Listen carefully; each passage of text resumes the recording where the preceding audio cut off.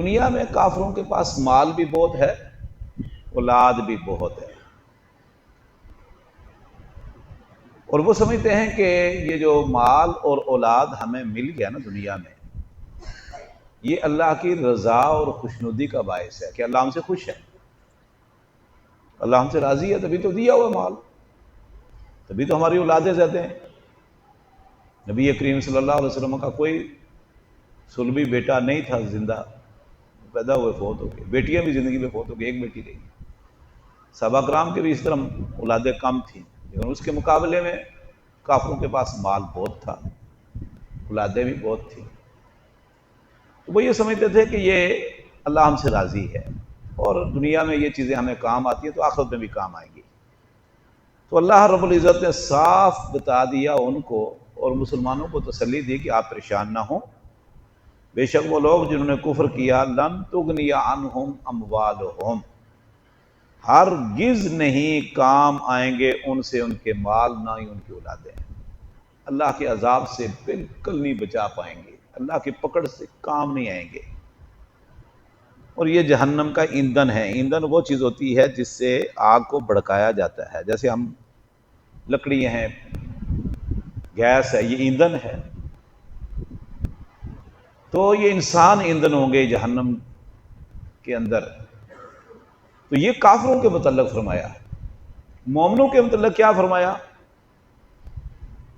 قرآن کریم میں ایک دوسرے مقام پہ اللہ نے فرمایا وَمَا أَمْوَالُكُمْ وَلَا أَوْلَادُكُمْ بِالَّتِي تُقَرِّبُكُمْ عِنْدَنَا زُلْفَىٰ إِلَّا مَنْ آمَنَ بِاللَّهِ، کہ تمہاری اولاد اور نہ ہی تمہاری اولادیں بِالَّتِي تُقَرِّبُكُمْ عِنْدَنَا زُلْفَىٰ، یہ تمہیں اللہ کے قریب نہیں کر سکیں گی۔ تمہارے مال اور تمہاری اولادیں یہ رب کا قرب کا اور رب کی رضا کا ذریعہ نہیں ہے، یہ رب کی خوشنودی کا ذریعہ نہیں ہے، یہ رب کے راضی ہونے کی دلیل نہیں ہے، نہ ہی یہ ذریعہ بن سکتے ہیں۔ الا من آمن وعمل صالحا، ہاں جو لوگ ایمان لائے اور نیک عمل کیے، ایمان لائے اور عمل صالح کیے، اچھے عمل کیے، نیک عمل کیے، ان کی اولادیں اور ان کے مال یہ ان کو رب کے قریب کر دیں گے، یہ رب کی رضا کا باعث بن جائیں گے۔ مومنوں کے مال، مومنوں کی اولادیں دنیا میں بھی ان کو کام آ جائیں گے، آخرت میں بھی کام آئیں گے، قبر میں بھی کام آئیں گے، یہ اللہ کی قربت کا ذریعہ ہے، یہ رب کی رضا اور خوشنودی کا ذریعہ ہیں، مومنوں کی اولادیں اور مومنوں کا مال۔ اب آپ سمجھے کہ تینوں جگہ پر ان الذین کفروا ہے، کافروں کے مال، کافروں کی اولادیں کام نہیں آئیں گی، ہاں مومنوں کے مال اور مومنوں کی اولادیں دنیا میں بھی کام آتی ہیں، یہ رب کے ذریعہ کا باعث بن جاتی ہیں اگر تربیت کرے اور نیک ہوں، صالح ہوں، اور قبر میں بھی کام آئیں گے، حشر میں بھی کام آئیں گے، آخرت میں بھی کام آئیں گے۔ جیسے حدیث ہے، اللہ کے نبی صلی اللہ علیہ وسلم نے فرمایا کہ ایک بندہ قبر میں اس کو سہولتیں ملنے لگ گئی، اپ گریڈ ہو گیا، اس نے پوچھا فرشتوں سے یہ کیسے ہوا؟ قالوا باستغفار والدیک لک، فرشتوں نے کہا کہ تو دنیا قبر میں آ گیا ہے، تیری اولاد پیچھے موجود ہے دنیا میں، انہوں نے تیرے لیے بخشش کی دعا کی ہے، تو یہ تیرا درجہ بلند ہو گیا ہے، رفع درجات ہو گیا ہے، بخشش کی دعا کی ہے تیرے لیے، صدقہ خیرات بھی فائدہ پہنچاتے ہیں۔ ربنا اغفر لنا ولاخواننا الذین سبقونا بالایمان، ہر مومن جو ہے وہ ہر مومن کے لیے، زندہ اور فوت شدہ مومن کے لیے دعا کر رہا ہوتا ہے، یہ مومنوں کی دعائیں بھی فائدہ پہنچاتی ہیں، اولاد کی دعائیں بھی فائدہ پہنچاتی ہیں۔ پیچھے بندہ مال چھوڑ آتا ہے، اولاد صدقہ خیرات کرتی ہے، مال بھی قرب کا ذریعہ ہے، مال بھی کام آئے گا انشاءاللہ، یہ اللہ رب العزت کا وعدہ ہے، لیکن شرط یہ ہے کہ ایمان لے آئیں، حقیقی معنی میں مومن ہوں اور نیک اعمال کریں، تو پھر یہ مال اور اولاد کام آئیں گے، فائدہ پہنچائیں گے، وگرنہ نہیں۔ قطعاً فائدہ نہیں پہنچائیں گے۔ دیکھیں صحیح بخاری اور مسلم کی حدیث ہے، رسول اللہ صلی اللہ علیہ وسلم نے اپنے رشتہ داروں کو مخاطب کر کے فرمایا کہ یا بنی عبد مناف انقذوا انفسکم من النار فإنی لا اغنی عنکم من اللہ شیئا، اے بنو عبد مناف اپنے آپ کو جہنم سے بچا لو، کل میں کسی کام نہیں آؤں گا آپ کے۔ اے بنو ہاشم اپنے آپ کو جہنم کی آگ سے بچا لو، فإنی لا اغنی عنکم من اللہ شیئا، یہ لفظ میں کوئی کام نہیں آؤں گا، میں نہیں بچا سکوں گا، میں نہیں چھڑاؤں گا اللہ کے عذاب سے، اللہ کے فضل سے۔ یا عباس، اے اللہ کے رسول کے چچا عباس بچا لو اپنے آپ کو جہنم کی آگ سے، فإنی لا اغنی عنکم من اللہ شیئا۔ یا صفیہ امۃ رسول اللہ انقذی انفسک من النار، اے میری پھپھی، اے میری پھپھی اپنے آپ کو جہنم کی آگ سے بچا لو، میں کل قیامت کے دن نہیں تمہیں کام آؤں گا، نہیں چھڑا سکوں گا۔ ایک ایک کر کے آخر آپ نے فرمایا اے فاطمہ بنت رسول اللہ اپنے آپ کو جہنم کی آگ سے بچا، اپنے آپ کو جہنم کی آگ سے محفوظ کر لے، میں کچھ کام نہیں آؤں گا کل قیامت کے دن۔ اچھا ایک تو حدیث یہ ہے بخاری مسلم کی، اور آیت میں نے پڑھی کہ مومنوں کے مال اور مومنوں کی جانیں اور اولادیں کام آئیں گی، اور پھر اللہ کے نبی صلی اللہ علیہ وسلم کی سفارش کی حدیثیں بھی آتی ہیں، سفارش کی حدیثیں بھی آتی ہیں کہ آپ عام مومنوں کی سفارش کریں گے، گناہ گاروں کی سفارش کریں گے، اللہ جی سے صحیح ہے، مومنوں کی سفارش کریں گے۔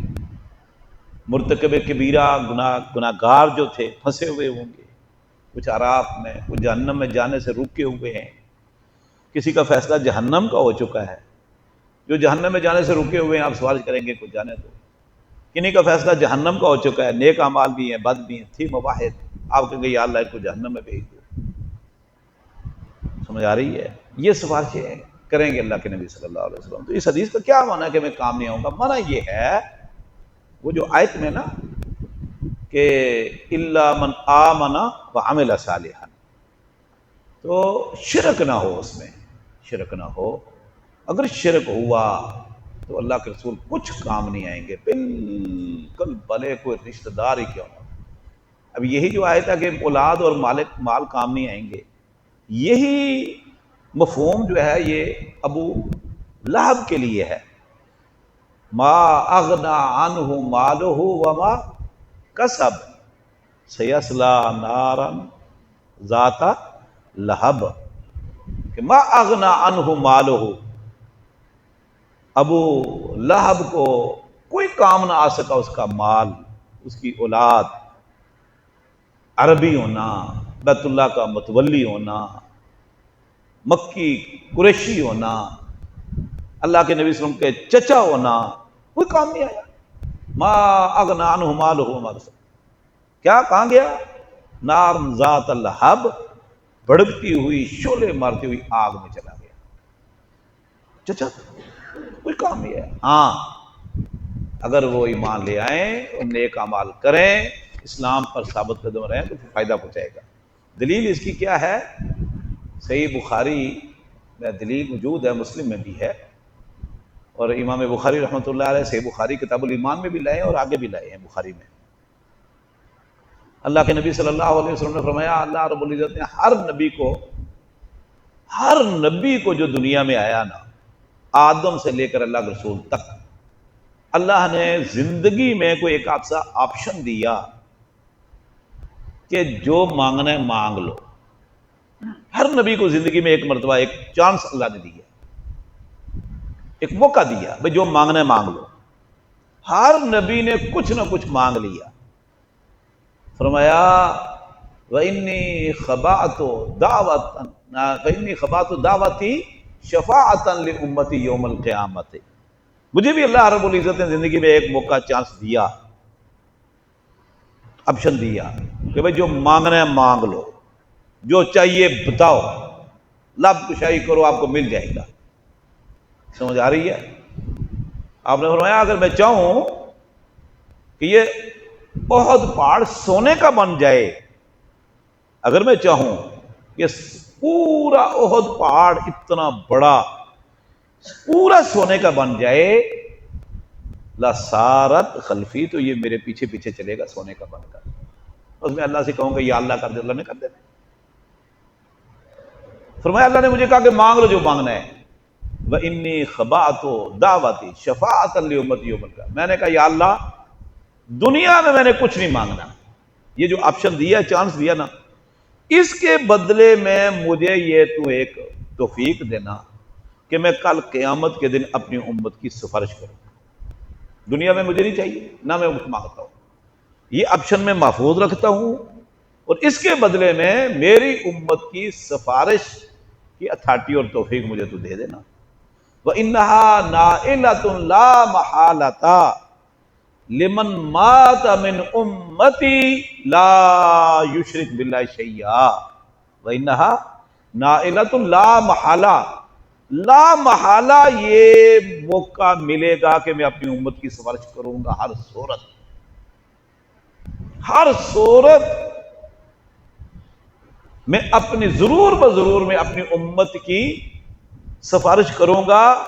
من مات من امتی، لیکن شرط ایک ہے، من مات من امتی لا یشرک باللہ شیئا، میری امت کا وہ فرد میری سفارش کا مستحق ہوگا جو اس حالت میں فوت ہوا کہ وہ اللہ کے ساتھ کسی کو شریک نہیں کرتا، شرک نہیں کرتا تھا، اور اگر شرک کرتا تھا معافی مانگ لی، ابھی وہ سفارش کا حقدار ہے. اور جو اس حالت میں فوت ہوا کہ وہ اللہ کے ساتھ شریک ٹھہراتا تھا، شرک کرتا تھا، شرک کرتے کرتے کرتے موت آ گئی، یا آخر میں شرک سے توبہ کی لیکن قبول ہی نہیں ہوئی، آپ فرماتے کبھی بھی کسی صورت میں اس کو سفارش نہیں کروں گا، میری سفارش اس کو کام نہیں آئی. دنیا میں نیک عمل کر لو، اچھے عمل کر لو، ایمان عقیدہ مضبوط کر لو، ہاں پھر کچھ لے کر آئے تو پھر کوئی امید ہے سفارش کی. اللہ اکبر. فرمایا وَأُولَٰئِکَ هُمْ وَقُودُ النَّارِ، یہ لوگ جہنم کا ایندھن ہیں. کا دأبِ آلِ فرعون، یہ دو لفظ ہیں، كَدَأْبِ آلِ فِرْعَوْنَ وَالَّذِينَ مِن قَبْلِهِمْ كَذَّبُوا بِآيَاتِنَا. کا دأب، کاف تشبیہ کا ہے. دأب کا معنی ہوتا ہے حالت، کیفیت، رویہ، معاملہ. کا دأب، بالکل ایسی حالت، بالکل ان کی ایسی حالت یا ان کا حال ایسے ہے آل فرعون، جیسے فرعون آل فرعون کا تھا. ان کافروں کی، مشرکوں کی حالت، کیفیت، رویہ، معاملہ ایسے ہے جیسے آل فرعون کا تھا. والذین، اور ان لوگوں کی طرح، من قبلہم، جو ان سے پہلے تھے، جو ان سے پہلے تھے. ان کا حال کافروں کا، مشرکوں کا ایسے ہی ہے جیسے آل فرعون کا حال تھا اور ان سے پہلے کافروں کا حال تھا، مشرکوں کا حال تھا. کیا کیا؟ کیا ان کی حالت آل فرعون سے ملتی جلتی ہے؟ ان کی صورتحال کیسے سابقہ لوگوں سے ملتی جلتی ہے؟ کذبوا بآیاتنا، آل فرعون نے ہماری آیتوں کو جھٹلایا. ان سے پہلے جو لوگ تھے انہوں نے بھی ہماری آیتوں کو جھٹلایا، نوح علیہ السلام، دیگر انبیاء، ان کی قومیں. نتیجہ کیا نکلا؟ فَأَخَذَهُمْ، اچھا، والذین من قبلہم، اور جو ان سے پہلے تھے، کذبوا، جھٹلایا انہوں نے، بآیاتنا، ہماری آیتوں کو. فَأَخَذَهُمْ، سو پکڑ لیا ان کو اللہ تعالیٰ نے، بذنوبہم، ان کے گناہوں کی وجہ سے. ان کافروں کی حالت، ان مشرکوں کی حالت بھی بالکل آل فرعون کی طرح ہے، ملتی جلتی ہے، ان کے ساتھ مشابہ ہے. اور ان سے پہلے جو کافر گزرے ہیں ان کے ساتھ بھی ملتی جلتی ہے، مشابہ ہے. کاف تشبیہ کا یہ کہ انہوں نے ہماری آیتوں کو جھٹلایا، تکذیب کی، احکام کو جھٹلایا، نبیوں کو جھٹلایا، شریعت کو جھٹلایا، کتابوں کو جھٹلایا. نتیجہ کیا نکلا؟ فَأَخَذَهُمُ اللَّهُ بِذُنُوبِهِمْ، سو پکڑ لیا ان کو اللہ تعالیٰ نے ان کے گناہوں کی وجہ سے، مستیوں کی وجہ سے، خرافات کی وجہ سے پکڑ لیا. واللہ اور اللہ تعالیٰ شدید العقاب سخت پکڑ والا ہے۔ یہ تسلی ہے مومنوں کو، کہ مومنوں کو تسلی ہے، ان کے پاس مال بھی ہیں، ان کے پاس اولادیں بھی ہیں، ان کے پاس بہت کچھ ہے، اور یہ بڑے بستیوں میں اور سرکشی میں آئے ہوئے ہیں، اور اپنے مال کے زوم میں، اولادوں کے زوم میں، دنیا کے حکومتوں کے زوم میں، اور یہ انبیاء کی بھی تکذیب کر رہے ہیں، شریعت کی تکذیب کر رہے ہیں، وحی الہی کی تکذیب کر رہے ہیں، تو آپ پریشان نہ ہو۔ ان کی یہ حالت آل فرعون سے ملتی جلتی ہے، سابقہ قومیں جو تباہ و برباد ہو گئی، یہ ان کے ساتھ بھی ان کی حالت ملتی جلتی ہے۔ انہوں نے بھی یہ کام کیا تھا، یہ صرف یہی نہیں ہے آپ کے زمانے کے لوگ، یہ انہوں نے بھی یہ کام کیا تھا، اللہ نے ان کو پکڑ لیا ان کے گناہوں کی وجہ سے، اور اللہ شدید العقاب ہے، سخت سزا دینے والا ہے۔ عقاب کا معنی سزا ہوتا ہے، سمجھ آ گئی نا؟ اور اللہ سخت سزا دینے والا ہے، پکڑنے والا ہے، عذاب دینے والا ہے۔ قل کہہ دیجئے للذین کفروا، للذین قل کہہ دیجئے للذین ان لوگوں سے کفروا جنہوں نے کفر کیا، ستغلبون عنقریب تم مغلوب ہو جاؤ گے۔ کہہ دیجئے للذین ان لوگوں سے کفروا جنہوں نے کفر کیا، ستغلبون عنقریب، سین کا معنی عنقریب، عنقریب تغلبون تم مغلوب ہو جاؤ گے، وتحشرون اور تم جمع کیے جاؤ گے، اکٹھے کیے جاؤ گے، الی جہنم جہنم کی طرف، وبئس المہاد اور یہ بہت برا ٹھکانہ ہے۔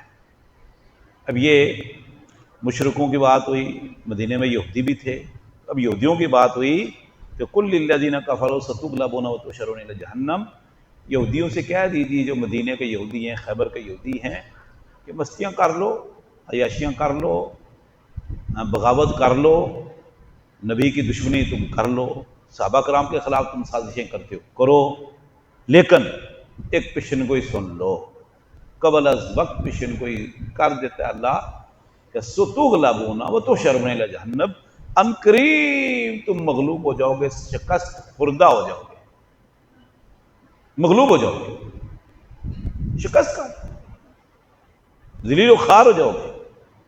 یہ اللہ رب العزت نے قبل از وقت پیشن گوئی کی۔ غزوہ بدر کے بعد بنو قینقاع کو مدینے سے جلا وطن کر دیا، احد میں غداری کی، اور اس میں نبی کریم صلی اللہ علیہ وسلم گئے بنو نذیر کی طرف، یہودیوں کا بڑا قبیلہ تھا کہ ہمارے مسلمانوں کے ہاتھوں تمہارا ایک یہودی قتل ہو گیا تو چلو ہم دیت دیتے ہیں، معاہدہ ہے۔ انہوں نے اللہ کے نبی صلی اللہ علیہ وسلم کی قتل کی سازش کی کہ ان کو شہید کر دیں، تو آپ نے پھر ان کا محاصرہ کر لیا، جس کا سورہ حشر تو شارون، سورہ حشر آپ جانتے ہیں 28ویں پارے کی دوسری صورت ہے غالباً، اس میں پورا یہ اس کا ذکر ہے۔ عبداللہ بن عباس رضی اللہ عنہ فرماتے تھے اس کو سورہ حشر نہ کہا کرو، اس کو سورہ بنو قریظہ کہا کرو، بنو نذیر، اس کو سورہ بنو نذیر کہا کرو، کیونکہ بنو نذیر کا پورا واقعہ ہے۔ ایک مہینے بعد اللہ کے نبی صلی اللہ علیہ وسلم فرمایا دفع ہو جاؤ، نکل جاؤ، ہاں جی، جلا وطن کر دیا ان کو، اور پورا سورہ حشر میں ذکر ہے۔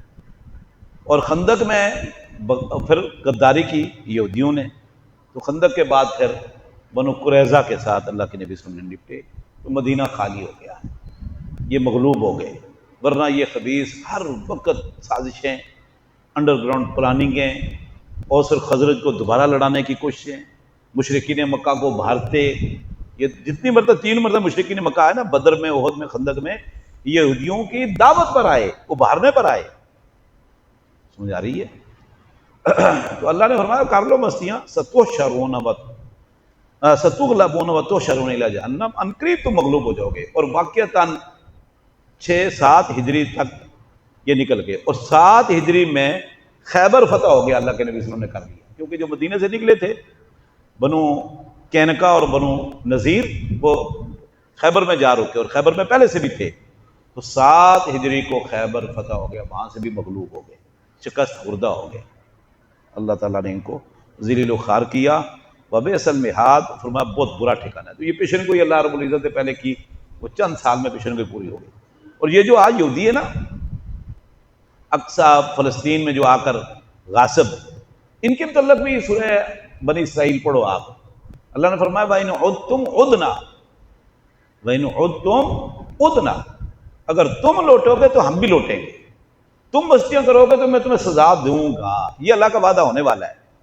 ان عدتم عدنا، تم مستیاں کرو گے تو سزا پاؤ گے، مغلوب ہو جاؤ گے، شکست خوردہ ہوگے، ان قریب انشاءاللہ وہ وقت آنے والا ہے کہ یہ یہودی ان کا نام و نشان مٹ جائے گا انشاءاللہ اللہ کے فضل سے۔ تو بہرحال یہاں اللہ رب العزت نے سب سے پہلے تو مال و دولت کا تذکرہ کیا، یہ کافر ایسے زوم میں کچھ فہمی میں مبتلا ہیں، ان کی اولادیں ان کے مال کچھ، بلکہ یعذبہم، اللہ نے دوسرے مقام پہ اللہ نے فرمایا ان کے مال اور ان کی اولادوں کی وجہ سے ہم ان کو دنیا میں بھی سزا دیں گے، آخرت میں بھی سزا دیں گے، بھگتیں گے یہ۔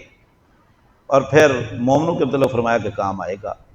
پھر اللہ رب العزت نے فرمایا کہ آپ پریشان نہ ہوں، ان کی جو کیفیت ہے یہودیوں کی، مشرکین مکہ کی، دیگر کافروں کی، یہ بالکل آل فرعون کے ساتھ اور دیگر کافروں کے ساتھ ملتی جلتی ہے، اور انجام ان کا وہ ہوا کہ اللہ نے ان کے گناہوں کی وجہ سے پکڑا، یہ بھی پکڑے جائیں گے، یہ بھی پکڑے جائیں گے۔